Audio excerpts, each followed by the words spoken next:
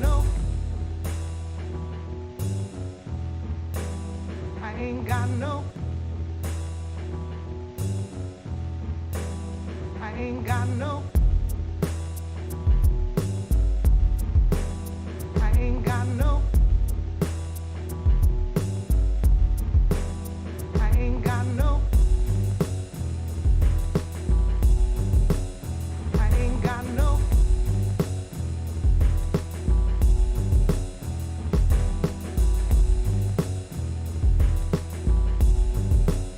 I ain't got no,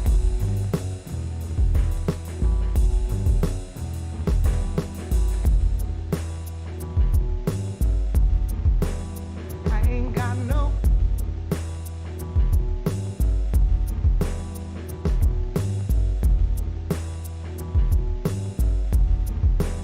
I ain't got no,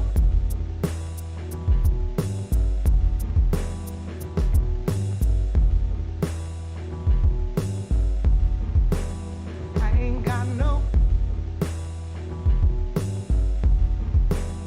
I ain't got no, I ain't got no, I ain't got no, I ain't got no, I ain't got no, I ain't got no, I ain't got no. All right, let's go ahead and get started here. So, what I am going to talk about today is this man right here. And you know how I do, so I'm okay with starting dolo. So I'll check back on my OBS software in a second to see who's in the house. But for right now, I'm going to go ahead and continue with what I am doing. So first of all, I would like to go ahead and give a shout out to YouTube. Fuck you, YouTube. You a janky piece of shit platform, but I love using your free $75 a month service. Go fuck yourself. All right, so we're going to start off with this image right fucking here. So this image seems to the untrained eye as Joe Biden cowering sort of in his thoughts. I don't know, suffering from some level of mental strain and stress. You know, I don't believe in a Christian God.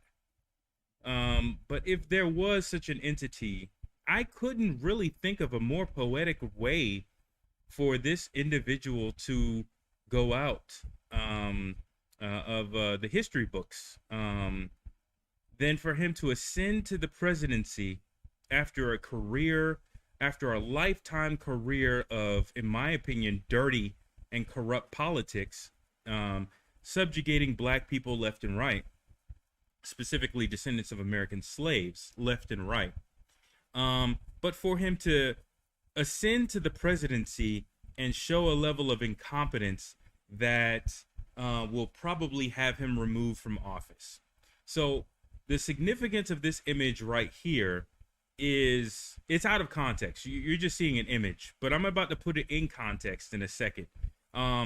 But the significance of this image right here is this is the end of Joe Biden's presidency. Whether he stays in office for another 3 years, which I think is highly unlikely, considering the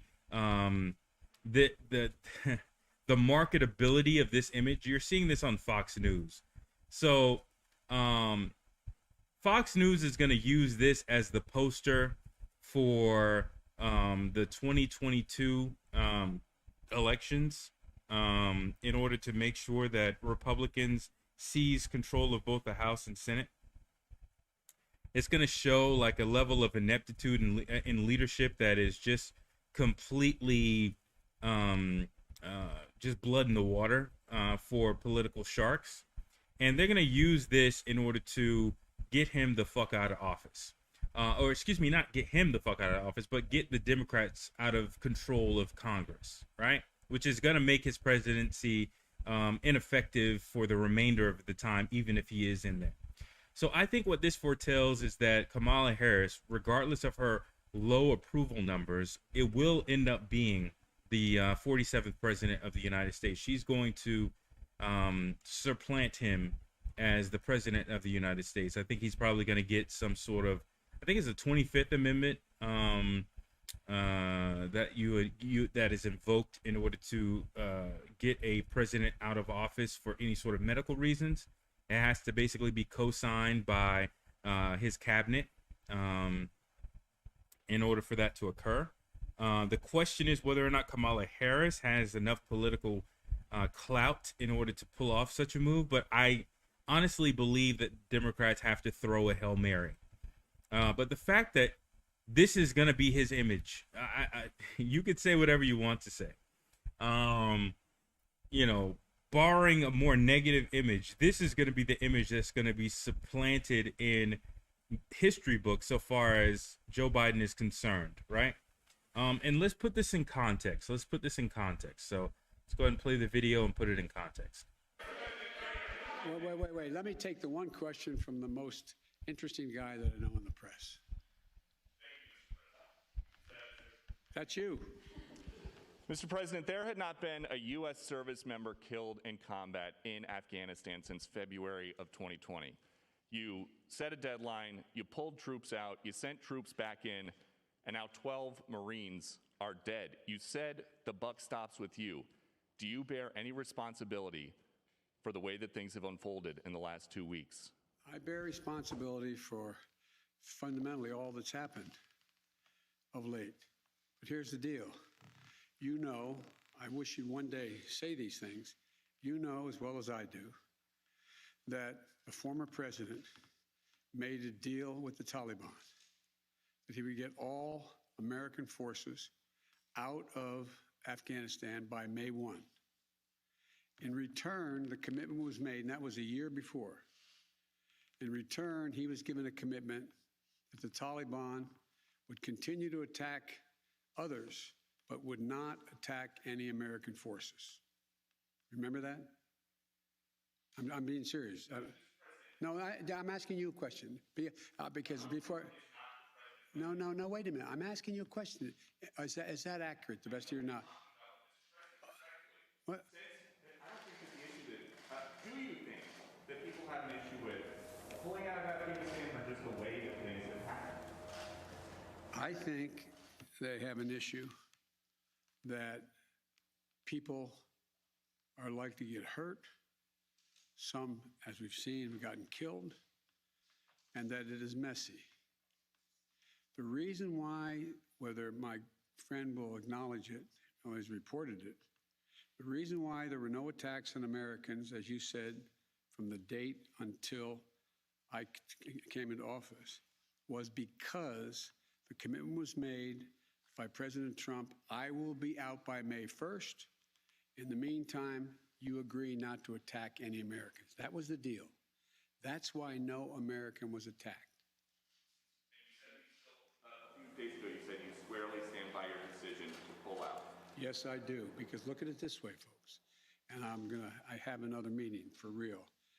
But imagine where we'd be if I had indicated on May the 1st I was not going to renegotiate an evacuation date. We were going to stay there. I'd have only one alternative: pour thousands of more troops back into Afghanistan to fight a war that we had already won relative to why the reason we went in the first place. I have never been of the view that we should be sacrificing American lives to try to establish a democratic government in Afghanistan, a country that has never once in its entire history been a united country and is made up, I don't mean this in a derogatory, made up of different tribes who have never, ever, ever gotten along with one another. And so, as I said before, and this is the last comment I'll make, we'll have more chance to talk about this unfortunately, beyond, because we're not out yet. If Osama bin Laden, as well as Al Qaeda, had chosen to launch an attack when they left Saudi Arabia out of Yemen, would we have ever gone to Afghanistan? Even though the Taliban completely controlled Afghanistan at the time, would we have ever gone? I know it's not fair to ask you questions, it's rhetorical, but raise your hand if you think we should have gone and given up thousands of lives and tens of thousands of wounded. Our interest in going was to prevent Al Qaeda from reemerging, first to get bin Laden, wipe out Al Qaeda in Afghanistan, prevent that from happening again. As I've said 100 times, terrorism is metastasized around the world. We have greater threats coming out of other countries, a heck of a lot closer to the United States. We don't have military encampments there. We don't keep people there. We have over-the-horizon capability to keep them from going after us. Ladies and gentlemen, it was time to end a 20-year war. Thank you so much.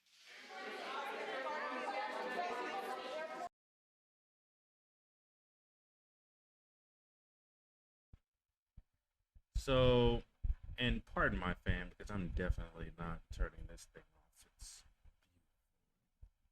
But anyways, you saw that in its entirety. Let me back up here because I think it went to another page. Let's go back to this image right here. So now you've seen how this image is created. You've seen it in context, right? Right? So it's basically a shutdown while being asked simple questions and sort of being pressured. And it's... I'll take one more question. Hold on. Let me... Wait. Let me take the one question from the most... So we've you know, first of all, we've sort of gotten out of the whole notion that the media can continue to kiss Biden's ass, right? I think the fact that he's blown through that political capital is quite stunning. Say what you will about Obama, and I could say a lot about that white man with the black father. But he would have been able to use that political capital from January 6th for 2 terms in office. For the entirety of the 8 years, he could have used or milked that cow. It seems as though Jim Crow Joe Biden has ran out of that juice in literally 9 months, 8 months. That cow teat is dry, and the media has seen nothing but blood ever since, with regards to his mental capacity, as well as his leadership, as well as his decision-making capabilities. So now you've seen in context what this is. This is a man who can't even have his way with a reporter. Let me put this in full perspective. This is the president of the United States of America with intelligence briefings on a daily basis. Obviously, you know, cleared for classified information. In his particular case, has been cleared for classified information. The entirety of his career has had access to to that classified information in order to be able to construct arguments. And when questioned by a reporter, he has to basically shut down because he cannot convince that reporter, with all of the power of his office and all of the personal knowledge that his office bestows, he cannot convince a reporter of the connective tissue between a racist piece of shit like Donald Trump and his decision making, with the consequences associated with it so far as the withdrawal in Afghanistan. So what this is showing, and this is the reason why he's probably going to get out of office or be pushed out of office because of this image. This is showing a large amount of weakness geopolitically to other countries. So if you're Taiwan, or if you're China and you're thinking about invading Taiwan, and you're measuring the man, right? You're measuring the man, the leadership that is Joe Biden. You're measuring that leadership, right? And you're saying to yourself, is Joe Biden capable of launching a military strike against me? Is he capable of countering any sort of our strategic geopolitical maneuverings before any sort of hot war? Like, if we decide to grab allies or to cut deals in order to strengthen an allyship that would help us, in getting cover before we attack Taiwan, right? They are assessing him horribly and poorly. They're saying to themselves, if he can't even conquer a reporter asking him basic questions, if he has to literally mentally shut the fuck down and wait patiently for the reporter to answer, to finish asking the question before he restates desperately some excuse, some holdover excuse from the previous administration, they're probably assessing him poorly, right? So Kamala Harris has huge amounts of problems associated with her. We've already discussed that in the black, I hate to say black media because it sort of invokes Roland's porky ass as well as the anonymous twins. But I'll say the descendants of American slaves sort of media sphere. I'll put it that way instead.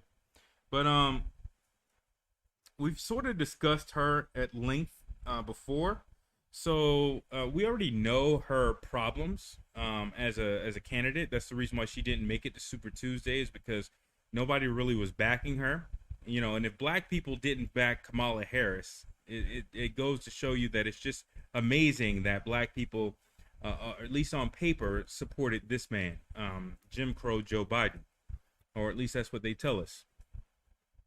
So the question is going to be like, how do we maneuver going forward? First of all, how long is it going to take before they actually switch these two individuals out? And then how do we maneuver going forward? What do we do about this situation? How do you push again for reparations from a supposedly black person who actually racially identifies as Asian, right? How do you push for reparations from a person like that, right?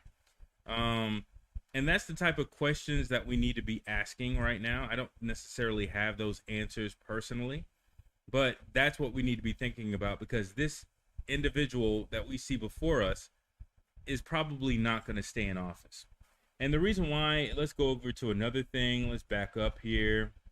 Let me see, Joe Biden, or let's say drone strike. So I told you last time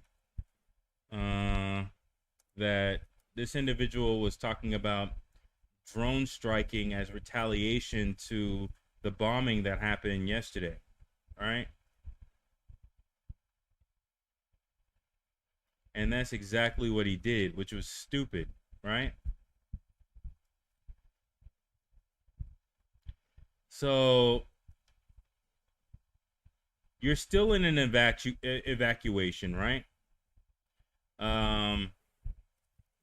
Let's say ISIS-K takes ownership of the bombing, but really it's on the feet of the Taliban, who should have been providing security, which is weird to even support or to think of them as an ally that you can trust their word on.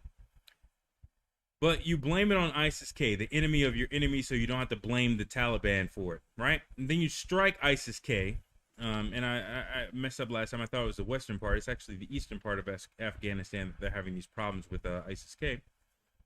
And so you're not out of the country yet. You still have people there. You still have injured people who are in the hospital. You still have to evacuate thousands and thousands and thousands of people. And you found time to go ahead and do a drone strike on this random group. And so when they kill people after this, when they retaliate for this drone strike and do another bombing or do another planned attack against the U.S. before we leave, it's again on you, Biden. It's again on you, all right? It's again on you. So we need to be thinking about this. I understand. Hey, what's up, Deshaun? We need to be thinking about this because, I mean, yeah, we could get in the weeds about stupid-ass Tariq Nasheed and all these little bullshit things, but really Tariq Nasheed is irrelevant. I mean, he's relevant only in that he's the hyper example of grifting in our community, right? But he's ultimately irrelevant because he can't touch the cornerstone of black or descendants of American slave agenda items, which is reparations. He can't touch that with a 10-foot pole. So at the end of the day, he's fucking irrelevant. Let him and his cult followers go ahead and build their hidden history museum, which is still not the land, to my knowledge, is still not purchased. But whatever they do with that, who cares? Let's talk about actually implementing reparations. So again, the question is like, what are the points? Where can we actually insert ourselves, right? Which I don't know if we actually can. We don't really have an insertion point when it comes down to a Kamala Harris presidency. I mean, obviously she needs the black vote if she ever wants to have a legitimate presidency. I mean, if she slides in on a 25th Amendment change out, obviously she's going to have the presidency, but people are going to generally think of her as not really president. She's going to have an asterisk next to her name, right? She's going to have to win an election in order to truly claim herself to be president. Now, she won an election. Well, I don't want to say she won an election because black people didn't vote for her and Joe Biden actually stole the election, but was sanctioned and voted in by the Electoral College. So they are the official president and vice president of the United States. So she did gain the office of vice presidency, though specious, legally. The question is whether or not she can actually gain the presidency in a way that's legitimate, right? So I think that there's going to be a 25th Amendment change out. Let me check that. Make sure I'm saying the right one. I think it's 25th Amendment. 25th Amendment.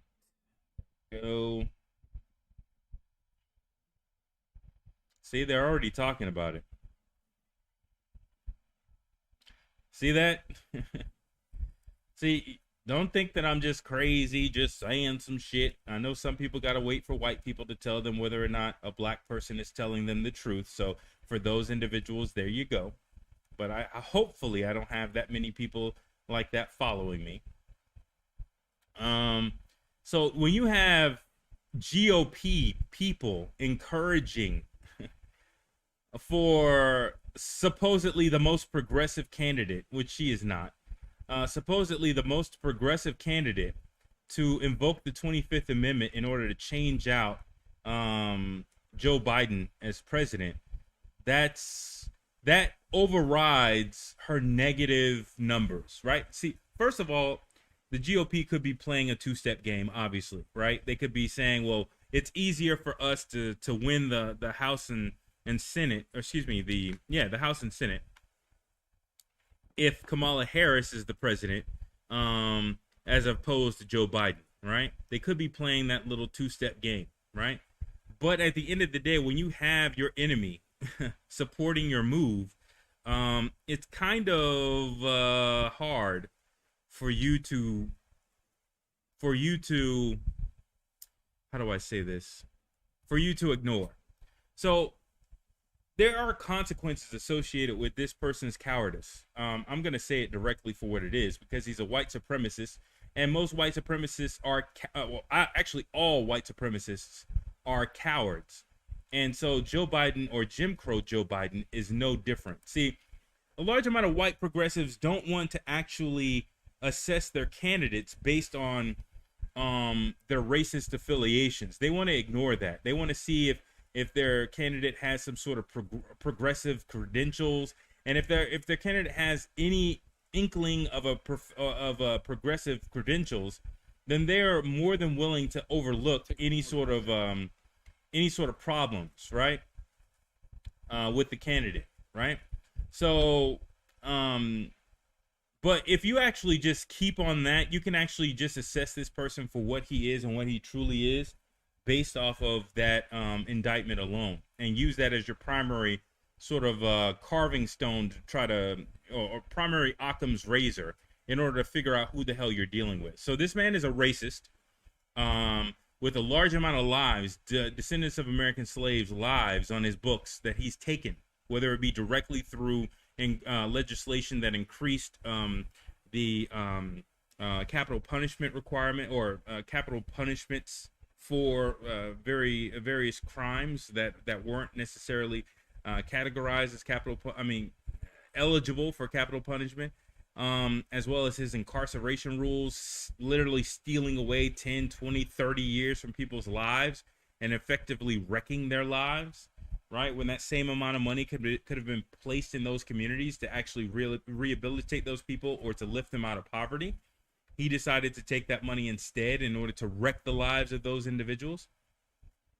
So he's a coward, right? He's a coward who takes simple solutions, regardless of whether or not it costs the lives of other people, right? And you could see that that's exactly what he's doing right now. So the problem is that the longer he stays in office, right? And trust me, we're always going to go back to black empowerment. But the longer he stays in office, the more, how do I put this? The blood becomes increasingly on his hands, right? So for those people who allow him to stay in office, the next attack that happens in Kabul is not on Biden. It's on the people who decided to leave him in office when this type of shit is going on at press conferences, right? The blood is not on Biden's hands the next time somebody gets killed in Afghanistan. The blood is on Kamala Harris's hands and his cabinet's hands and everybody else who possibly has an influential power in making the decision to keep him in office. It actually is on them. The next attack is not on Biden, because everybody knows that he probably shouldn't be in office. The next attack is going to be laid squarely on the hands of anybody else who could have done something about him being in office and decided not to do anything at all. And so we have to think about it in the descendants of American slave space of how or what can we do in order to convince Kamala Harris so far as reparations is concerned. And it can't just simply be a one election cycle thing. She has to be, I don't know, man. She has to be given almost a co-op opportunity. Like, listen, we'll restamp your black card. We will restamp and recertify your black card if you decide to give us reparations. I don't know exactly what carrot we put on that stick. But we didn't actually vote for her, whether it be in the primaries or in the general election, which is the reason why they had to do what they had to do. They brought Kamala Harris on in order to get the black vote, and they really didn't get the black vote, and so they had to do all those shenanigans in order to get elected. And so, because they did all those shenanigans in order to get elected, the question is obviously going to be an open question of whether or not she has black support going into a second term, right? Or whether or not she is just going to be we just had to get Biden out of here presidency. And if that's the case, then she's not really going to have any legitimacy whatsoever. So, yeah, I mean, again, I don't have the answers to those questions. I don't have the answers to the questions of how do we convince a person who we did not vote for at all, whether it be primaries or general, how do we put ourselves as a possible constituency of this individual, right? In order to convince her to lead with the objective of reparations, right? Obviously, she needs our vote, right? I think she needs our vote, but the question is, how do we convince her that that's the only way to get our vote, right? When we're not necessarily cohesive when it comes down to that being an agenda. We have all these little, that's why these people are very dangerous. We have all these little people like Tariq Nasheed. We have Kwame Brown. We have all these people breaking up the narrative associated with our politics so that it's not singular, right? So if people believe, or politicians believe that, descendants of American slaves are a fractured group, right? When really we're actually very cohesive. It's just that we're broken up into people who want reparations and those people who think we deserve reparations but just won't get it, right? That's really politically our group, right? So I don't know. I don't know. I don't know. She's a boule. She's not really black. She's Asian, right? I don't believe in biracialism, right?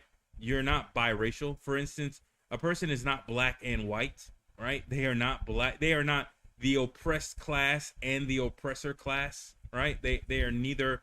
They can't be both. They have to assign themselves one race and therefore assign themselves politically to an agenda, and how they are treated, or how they are viewed by that white dominant society has nothing to do with what they are and what they racially identify as, right? So Barack Obama is the same skin tone as me, but Barack Obama is a white man and I'm a black man.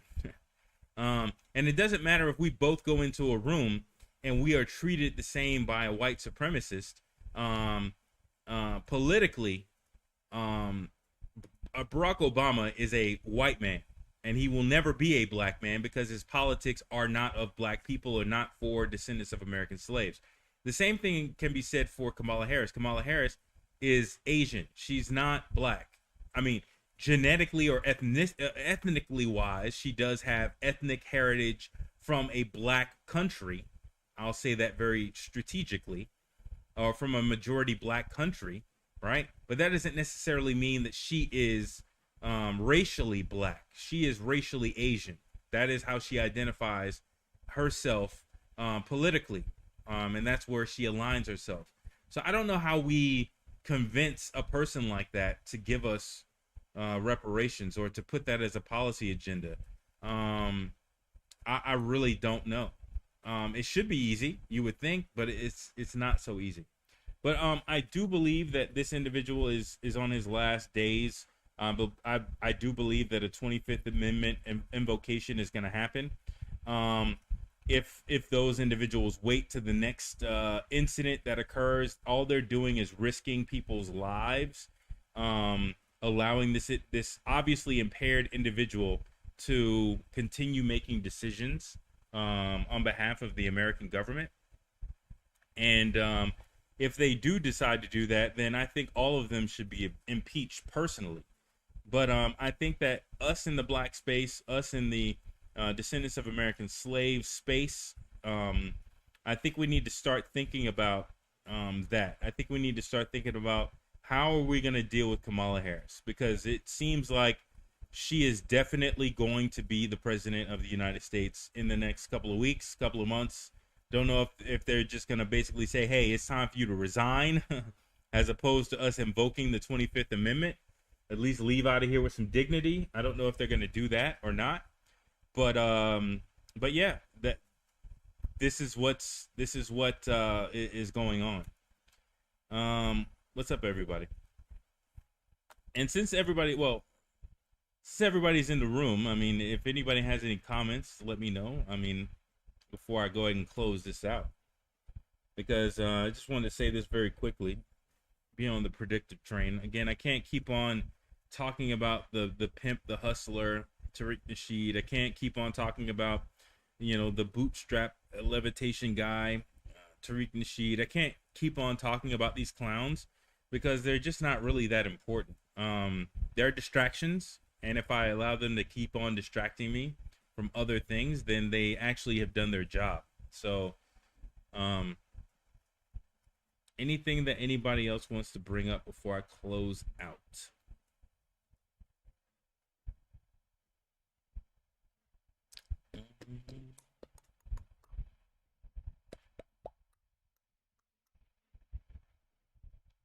All right. Seeing none, I'm going to go ahead and close it out, guys. Again, this is a predictive narrative. This predictive narrative could be wrong. Could be wrong. But I truly do believe that that I'm not. I think that holistically I'm correct in my assessment that Joe Biden, or Jim Crow Joe Biden, is out on his ass after that image right there. And I think we need to go ahead and start thinking about something greater, something different, something more. I don't actually say greater, different, more, as opposed to as a reference to Kamala Harris, but at least different. When it comes down to how can we coax this chick to give us reparations. I mean, obviously, if we had fraternal organizations on board with reparations, it would be very easy. The AKAs could basically be like, hey, Heffa, you need to start putting reparations on the agenda, or we're going to basically excommunicate you from this organization. You know, petty shit, but the optics would have been horrible going into an election. But that we need some sort of leverage point in order to politically try to press the issue of reparations. I don't know what that is, considering we don't support her in any way, shape, fashion, or form. But that is something that we need to think about.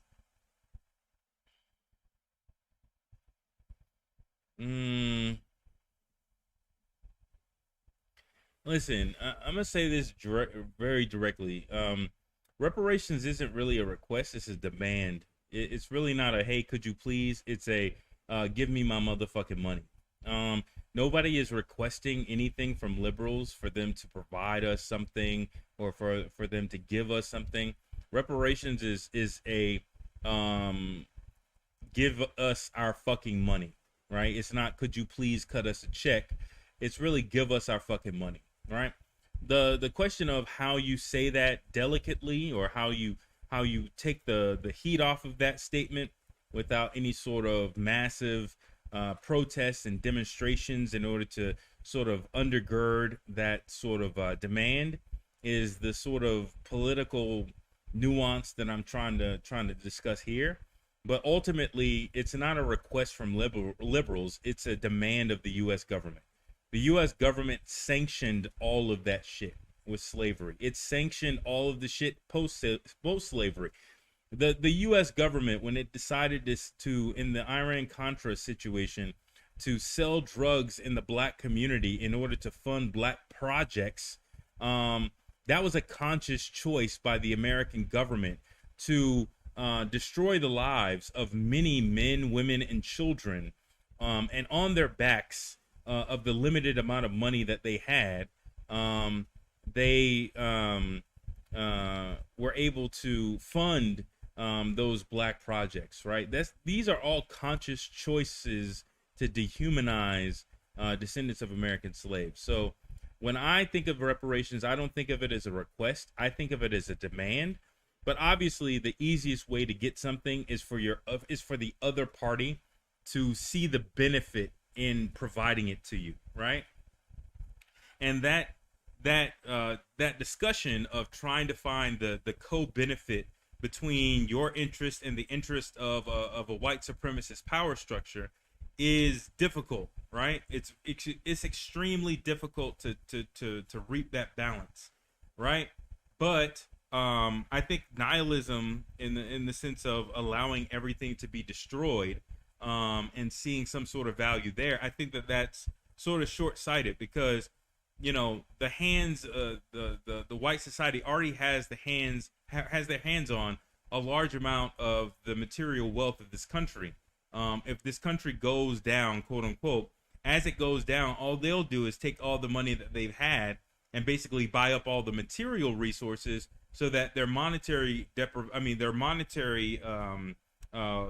in wealth just turns into a resource gap between us and them. So in that situation, it locks us into being impoverished, right? So that nihilism, it seems to be on a short term very, very satisfactory or satisfying, but on a longer term, it actually locks us in as a lower class in that situation, right? With no social safety net and everything else, right? I don't think the problem is less government. I think the problem, I think this is the solution is more government involvement, right? So the government has to see of, okay, we have 14% of our population that's descendants of American slaves. I think we get reparations when either A, we protest in the street and demand it to a high level, like it gets raucous, or B, there's some sort of co-benefit that can be clearly identified, right? Lifting up. No, I still see them. ISIS, I still see your emojis. I see like a smiling face and a handshake, I believe. Um, but anyways, so I think that it comes from that. It comes in a situation where we can say that the government is on the same page as us, and we agree, right? That hey, this has a benefit to you guys, and this has a benefit to us. The question comes in how you actually do that. What is the benefit to them of ending the system of white supremacy and institutional racism locally, right? That's the question that is yet to be answered, and it's a very difficult question. It's not very easy, right? And not only that, but then politically, the tides can change so quickly, right? As to, let's say, if you did identify that situation on one election cycle, then you may not necessarily have to worry about that going forward. Like, think about this. Like, you know, Democrats have already put voting legislation at the top of their agenda, and they've sort of moved police brutality on the back burner just simply because there hasn't been any high-profile police shootings in a while, or police killings in a while, or police murders, I should say, in a while, right? So there was a large amount of political capital available during that time period for police reform, but because like, you know, the National Order of Police or whatever, the National Fraternal Order of Police, through their, in my opinion, RICO violating network of fraternal orders, have sort of put the kibosh on any, you know, future killings. They've basically told people, hey, calm that shit down. Since we don't have that on the front burner anymore, that's sort of died down politically. We've had the capital, now it's gone away. And I fear the same thing with reparations, that we get to a point where we can push for reparations, but whatever the conditions that allowed it to be politically viable for the cycle goes away with the subsequent cycle. And how you apply that pressure, and how you apply the pressure in a complementary way, like, hey, this benefits you and it benefits us. That's the question. And I think it's a very tough question, because I think larger minds and more intelligent minds would have already came up with an answer. But it's definitely, at least we can identify what the question is for that. Yeah, I'm not a fan of her either. Obviously, we're not a fan of her. Descendants of American slaves aren't a fan of her, because we didn't vote for her in the primaries, and I believe we didn't vote for her in the actual general election, which is what caused the Democrats to have to pull all the shit that they pulled during the election, because black people didn't actually vote for them.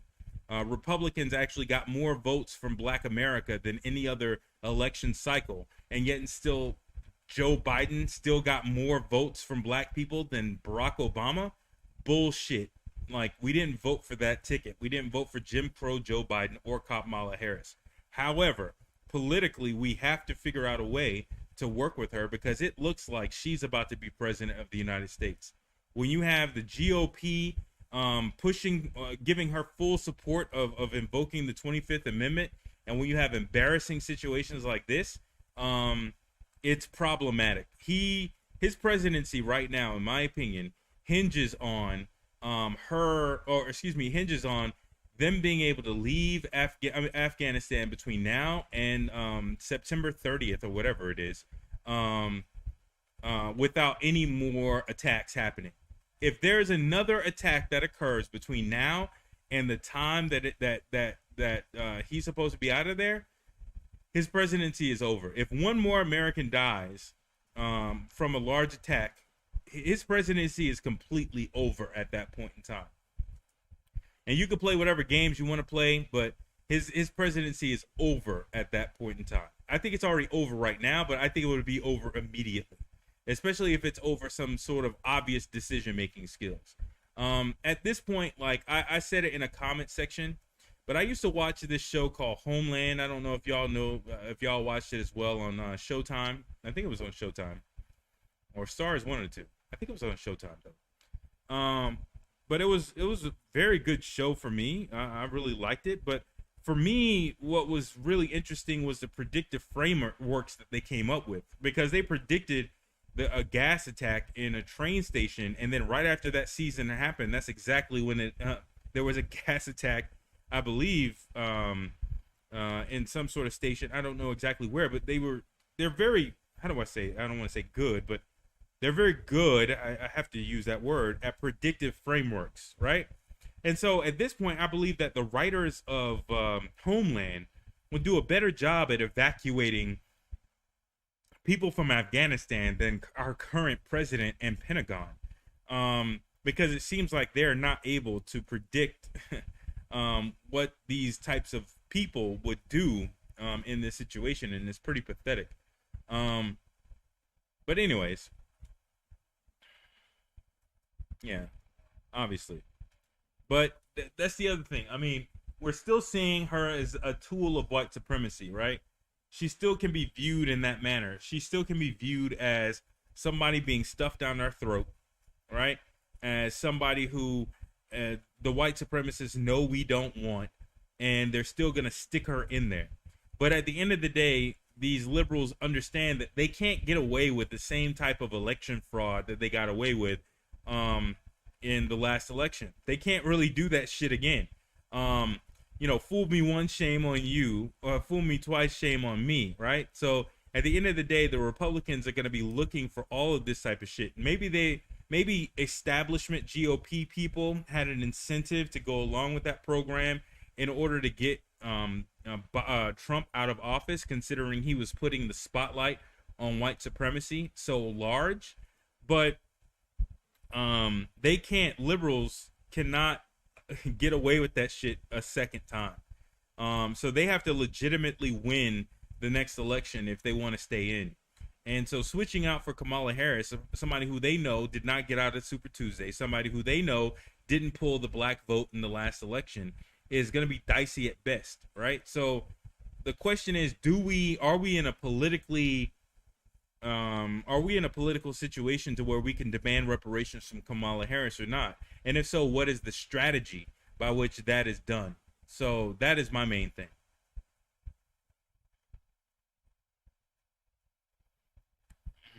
Hold on one second.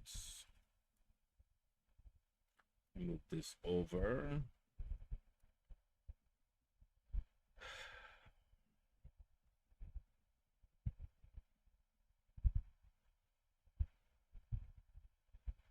Yeah, I understand that, James. I understand. Yeah, you would think that none of this stuff matters, and I know you probably just want to stay head down in the current situation and stuff like that, and not think outside the box or outside. But again, I'm gonna go ahead and reiterate that you sort of need to keep your head on a swivel, right? So at the end of the day, yes, the only thing that matters is to black people in our politics. But at the same time, these other sort of power moves are very predictive, right? So I was able to predict, or I knew that Trump was not going to necessarily be able to get reelected based off of his power moves, based off of his movements and maneuvers. When he decided to call the governor of Georgia and beg and plead in order to find votes or find the whatever votes there, when he had the full authority to appoint or to demand that certain people were appointed as special counsel, as opposed to having them be associated with his election investigation and then having to finally throw them out to the wolves and stuff like that. He could have actually had people appointed as actual special prosecutors, right? That strategic error showed or foretold whether or not he was actually going to be the next president of the United States. So these types of things, yeah, I know that we would like to stay head down and sort of think about black people and black issues only. But these types of things are what's controlling our politics overall, right? So we could ignore Afghanistan, we could ignore it entirely. Yes, that's true. But I think that means that politically that we are sort of trying to engage in a discussion potentially about some of our political issues and some of our political wants from an ignorant standpoint. Like we just don't know what other things are going on at the exact same time. And I think we need to realize that we fit into a narrative, and sometimes that we may actually be complementary to a narrative that is from a geopolitical standpoint, right? A large amount of the legitimacy or delegitimacy of America comes from their treatment of us, right? Our name pops up in the mouths of all these world leaders, including Russia, where they talk about the legitimacy of the United States. They basically go into saying, well, America wants to tell us about our human rights violations, but look how they treat black people, right? Now, of course, these people aren't really doing shit for us politically. They aren't really advocating for us politically. They're just bringing up our narrative of struggle in order to counter the legitimacy of the American government to dictate, potentially, what other governments should be doing when it comes down to human rights. But at the same time, globally, everybody is aware of our struggle, right? And it does factor into geopolitical politics. It does, or geopolitics. It does factor in. So we do need to understand where we fit. And I think that understanding where we fit in that geopolitical foreign policy sort of soup strengthens our narrative, because we could say, hey, well, you having this problems over here, you're having this problems over there, you're having this problems over there.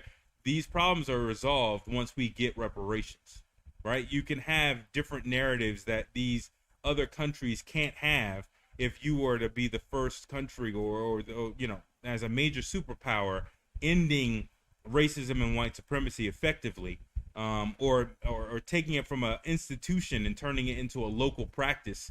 You know what I'm saying? That could be very powerful, but we need to understand, we need to keep our heads up from our situations, right?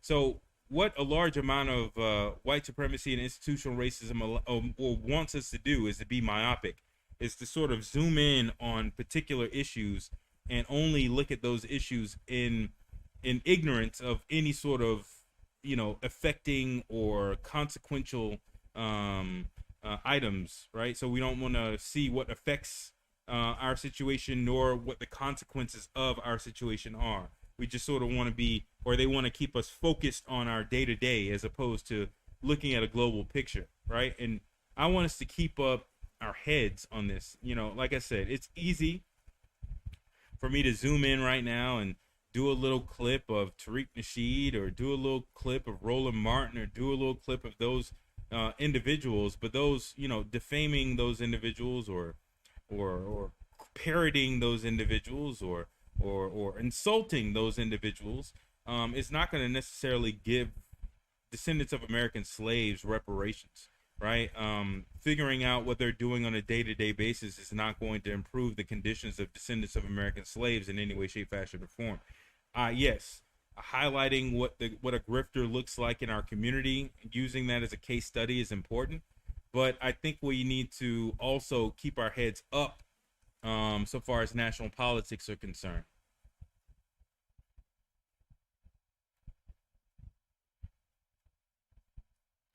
Listen, and James, I'm gonna have to address you directly, man.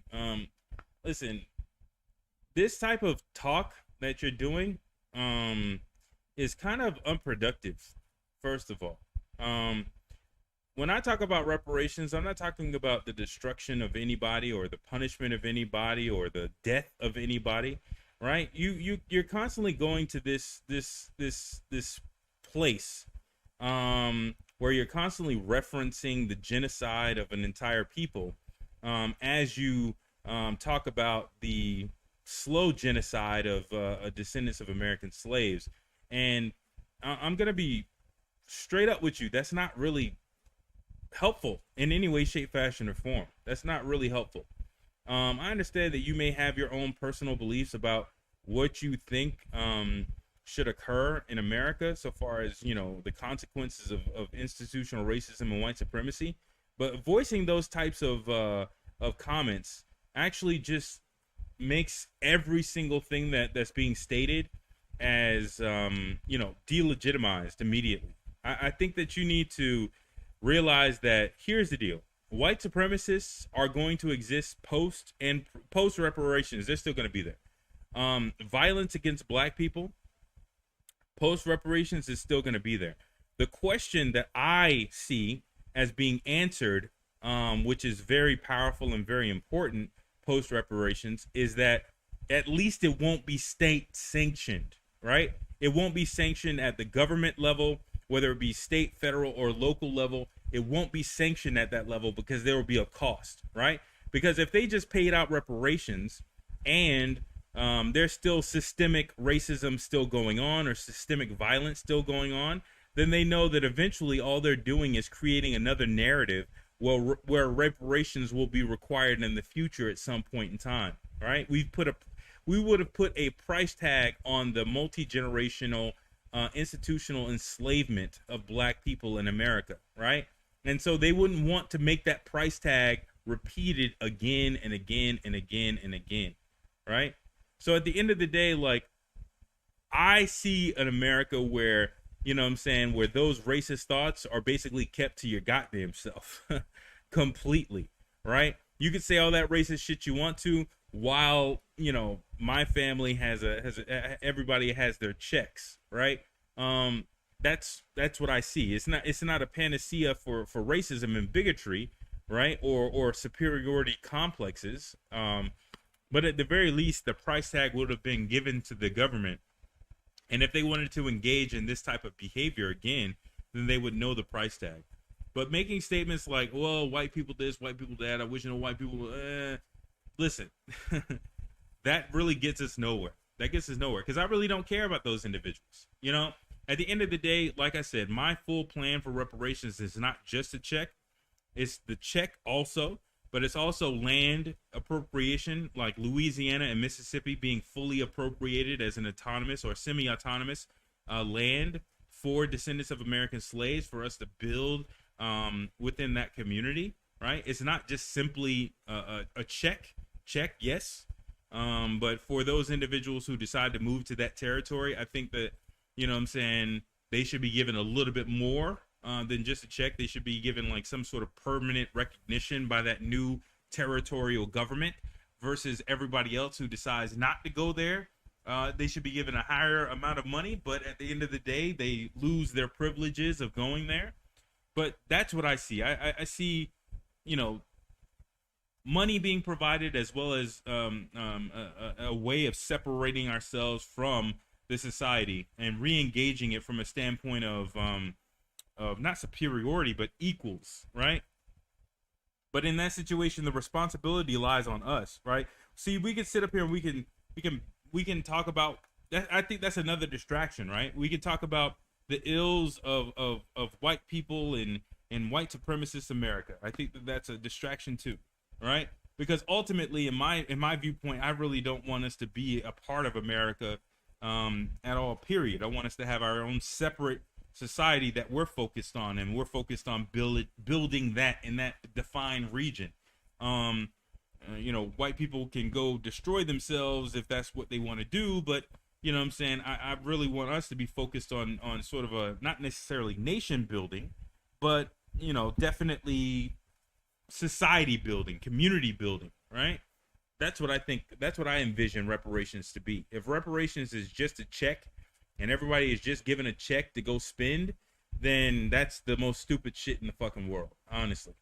I think that it also should be territory for us to get out of the crap that is the U.S. But expressing some sort of negative towards those individuals, at the end of the day, I don't care. They created we created a society. They raped us of all of our money. I want them to stay healthy. Great. I want them to be able to give us a check associated with treasury notes, frankly. At that point, I want to have a strong U.S. society, a strong U.S. government, so that the money that they gave me still has purchasing power, right? That's where I'm aligned, right? I'm not aligned with retribution type thing, because you have to remember we're only 14% of the population, right? There's no there's no conflict whereby we win, right? We're 14% of the population. Institutional racism locks us out of any sort of power structures, and the U.S. military, despite the 800,000 potential court-martialed individuals, can definitely take on a force associated with descendants of American slaves.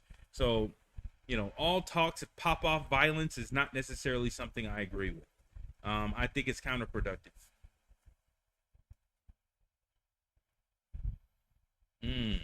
See, Aunt Jams, I didn't want to disrespect you until you disrespected me, but I could see who you are. I could see exactly what's going on with you, man. So, out of respect for ISIS, I ain't gonna say too much to you, but I can see who you are. I can see who you are. I can see. But at the end of the day, like, I'm gonna go ahead and keep my head up and on a swivel. I'm not gonna keep it zoomed in to one particular square issue, right? And I'm gonna be thinking ahead so far as these certain issues are concerned. And my political views are associated with the government, the U.S. government, providing descendants of American slaves reparations, as well as other benefits associated with us having our own society. And that's what I plan on advocating for. If you don't feel as though that's something that you want to advocate for, sir, then there's a exit for you. Listen, I don't care. I don't want to hear about that. Really? See, when you sit up here and you worry about committing violence against another person, right? That negative energy is coming back at you. It's splashing on a wall, and then that wave is gonna come right back at you, man. I don't care. Ultimately, I don't care about the happiness of white people. I don't care. If white people are happy now and white people are happy after our reparations, great. I don't care. If somehow they still have a society, their society is going to be devoid of a large amount of cultural influence from descendants of American slaves. But if they carry on with another culture or carry on their cultural society after they provide us with reparations, who cares? I don't care. I don't care. Right? So I think you're more focused on the punitive associations with retribution from all of this oppression, right? And I really don't think that's going to come, or at least not at our hands, right? I think that's going to come, and if it does come, it's going to come from a hermeticist standpoint. It's going to come from, you put this out, y'all put this out specifically, and guess what? It's going to come back to you, right? You and yours. But my focus isn't on that. My focus isn't on leading people to some sort of mass, manifestation of retribution. I don't care. I care about, give me money that I can spend, give me a territory where I can actually build, leave me the fuck alone. That's what I'm on. That's what I'm on. Me personally, that's what I'm on. You know what I'm saying?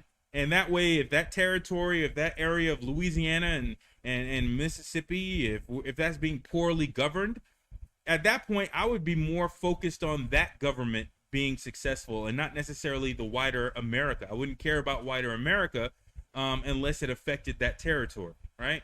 So I think that you're more focused on the retribution aspect of Black empowerment, and I just don't think that's going to occur, just based off of the numbers and the force comparison.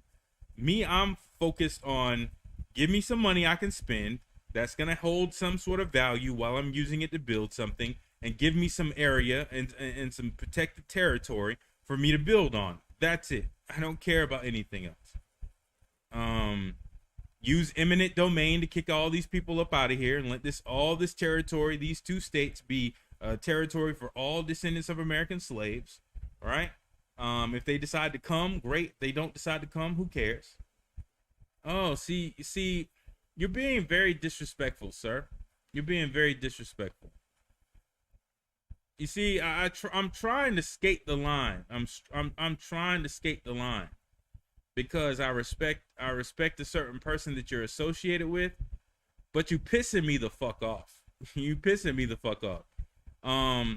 And I'm trying my best, but you pissing me the fuck off.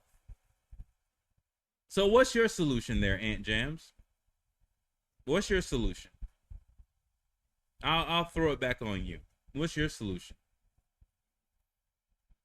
Your solution is you don't care about Afghanistan. You don't care about geopolitics. You don't care about Biden. You don't care about anybody. So what do you care about? What's your plan? What are you advocating for?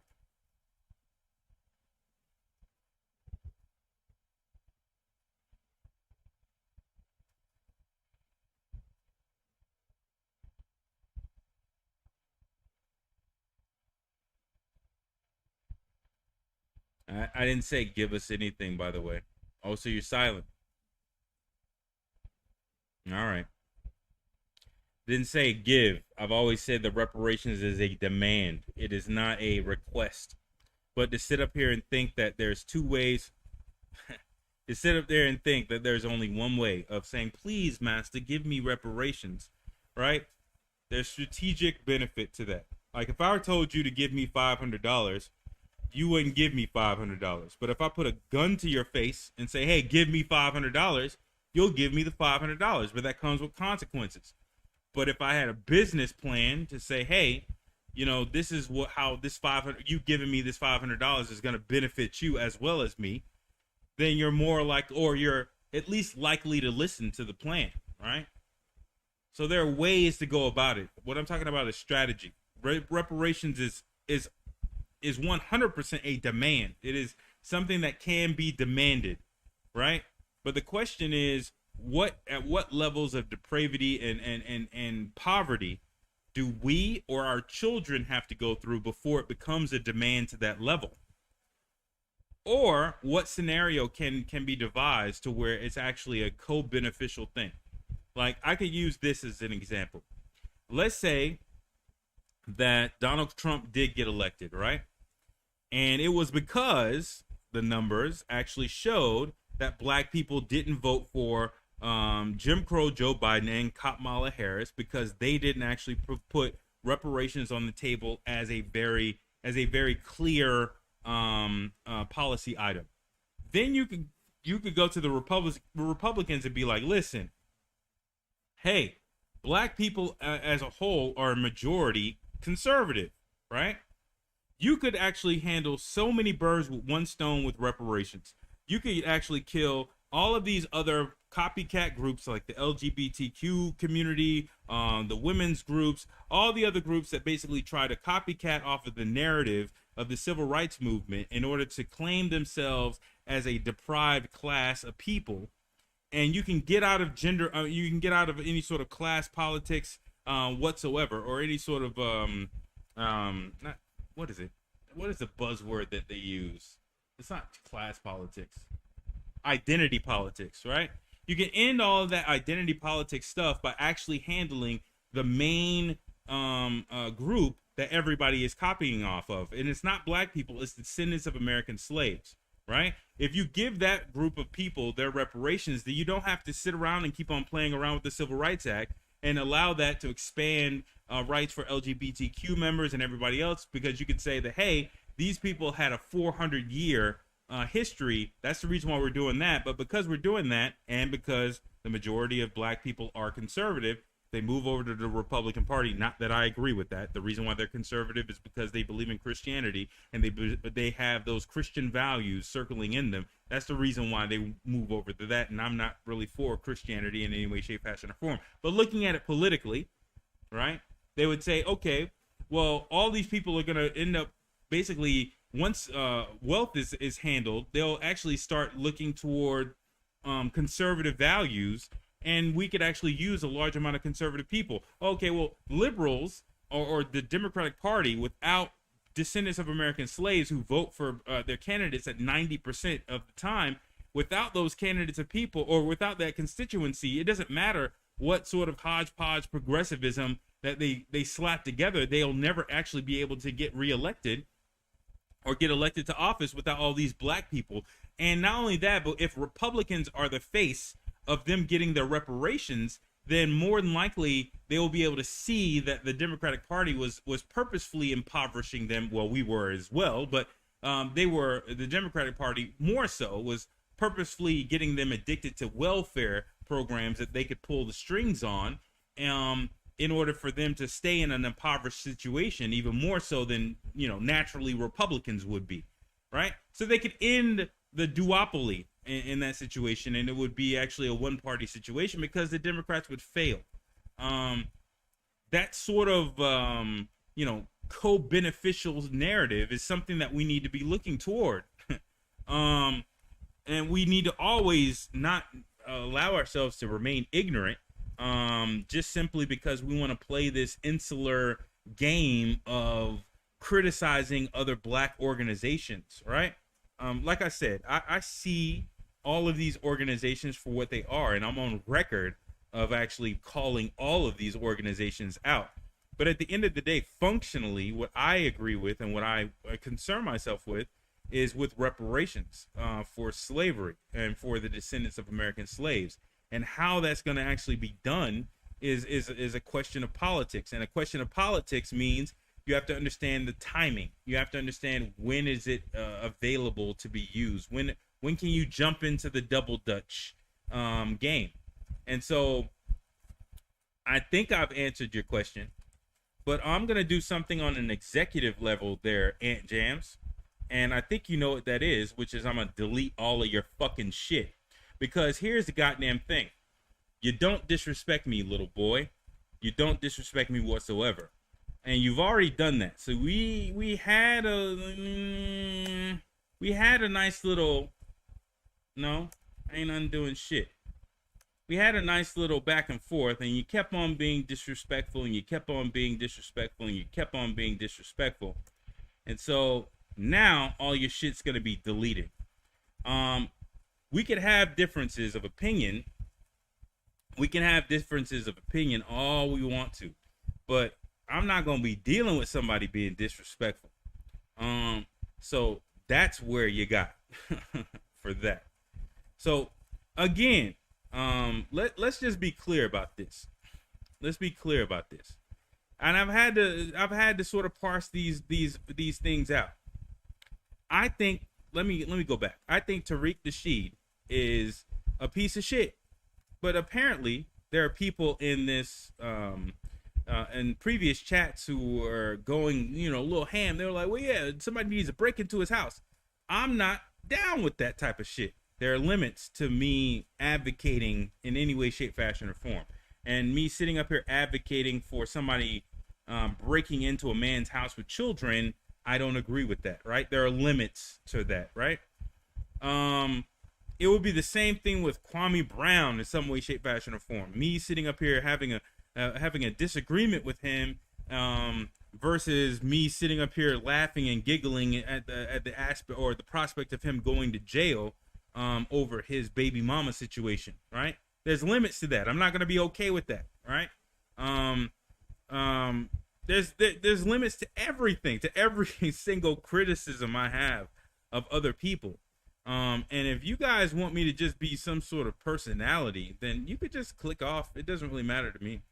But I'm not going to sit up here and play these little games of hyperbole for entertainment value. That's not really why I'm here. This isn't a monetized YouTube page. It's never going to be a monetized YouTube page. This is me discussing or basically having my train of thought be placed online for those who agree. If for those who constructively disagree, fine. But if you're sitting up here basically like, well, you're not talking about, let all these white supremacists die and blah, blah, blah, blah, blah, and you're not on board with that. I'm never going to be on board with that. I'm never going to be on board with the genocide of any people. I'm not going to be on board with that, ever.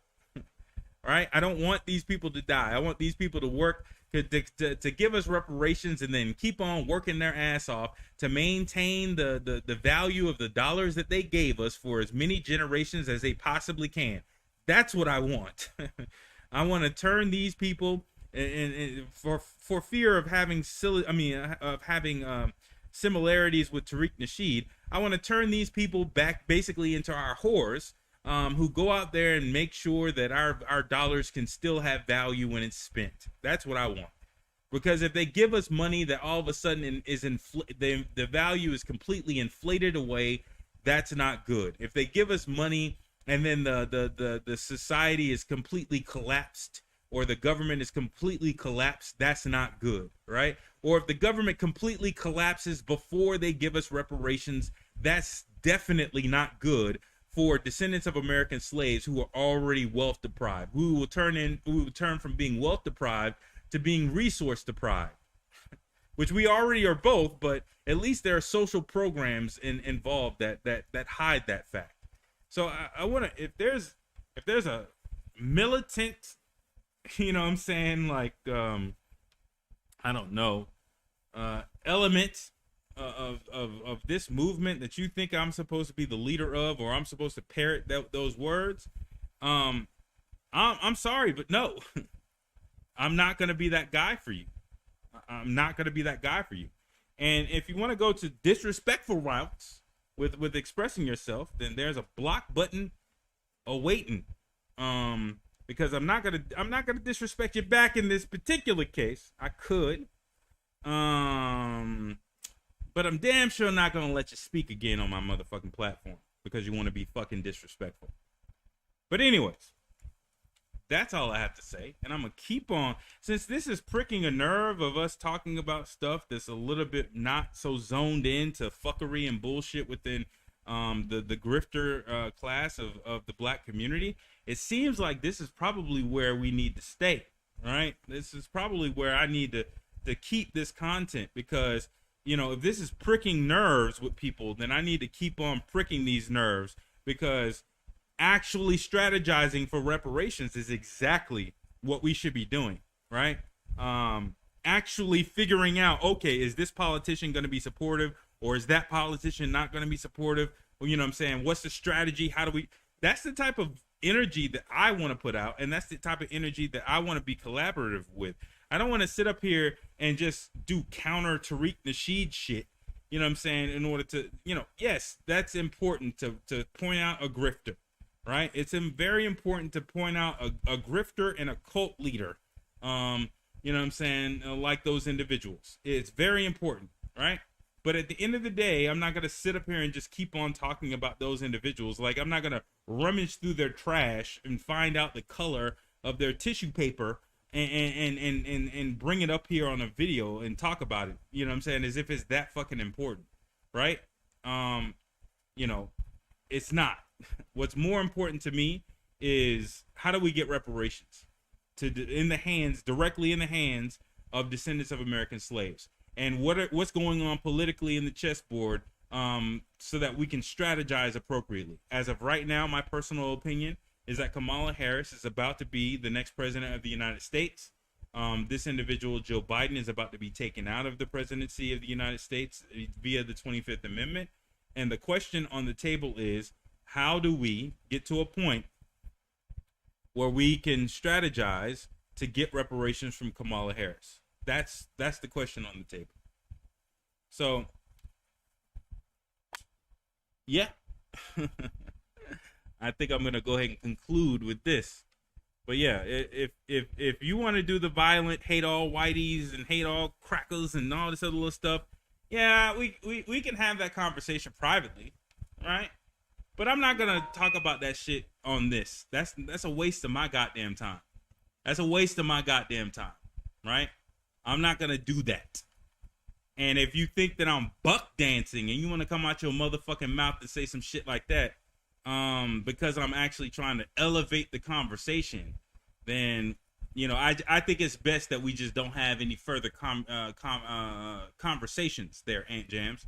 And you just go ahead and go your way, and I go ahead and go my way, and you go ahead and start your stream and go ahead and put out your views and go from there. But I'm not gonna go back and forth with you out of respect of who you are associated